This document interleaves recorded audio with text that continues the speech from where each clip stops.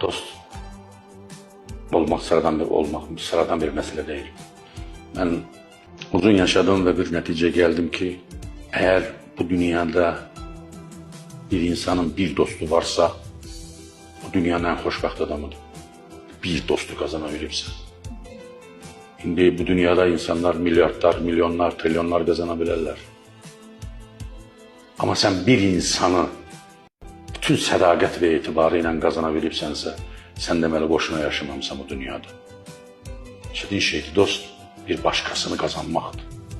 Bir insanı qazanmaq anlayışıdır.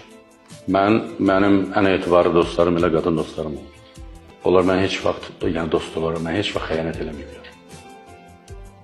Yaxşı vaxtda da, pis vaxtda da yanımda olublar. Və ona görə mən deyirəm ki, qadınların dostluğu daha etibarlıdır.